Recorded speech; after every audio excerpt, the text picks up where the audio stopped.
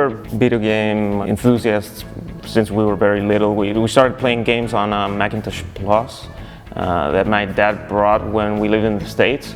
As soon as we were able to get our hands on editors, we started getting more involved in mods. All that led us to step by step start learning game development on our own, just using the internet. And eventually, as we got more serious and made bigger and bigger projects, we were kind of had the idea, okay, maybe we can make our studio and live off of this, but when we were growing up, that was not really an option for us. Working with your brothers is, yeah, I guess having 3 designers, kind of doing stuff, there's a lot of opportunities for not agreeing on stuff, but we have played the same games our whole childhood, so we have a lot of common language to speak about things.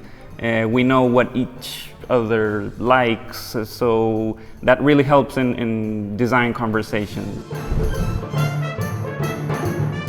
My job has always been bound to the technical side. I'm a programmer since 8 years old, and I always like to make video games, so I was programming at home, trying to do stuff. In 1998, I believe, I was introduced to Andres and Carlos because we had a common friend that knew they were making some games, and he knew I was crazy about making games.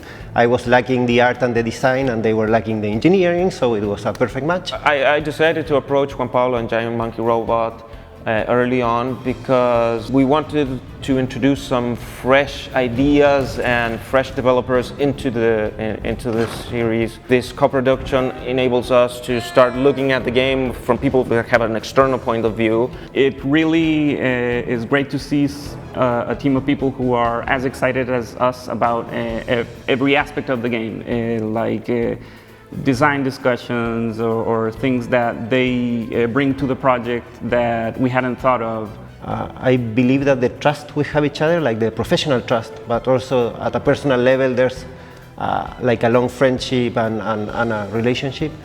It has allowed us to be very direct for him on the requests that he makes to our development team. And for me, which I am basically being the development team lead and kind of producer, being able to say, you know what, that's not possible, or I believe that's crazy and too crazy in terms of the scoping, and I'm very proud of what we have done. There's no one else we would have trusted with like having a co-production for the game other than them. I think Rock of Ages as a brand is a very unique and fun game.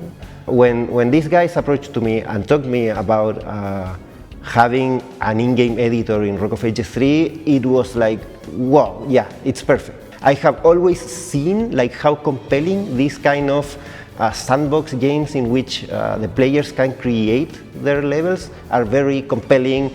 But the real main challenge is that players will be having so much fun creating crazy stuff to challenge their friends, the community, trying to be famous because they made the best level ever. There will be the real purpose of the game and the way it will hopefully get to be a very popular game.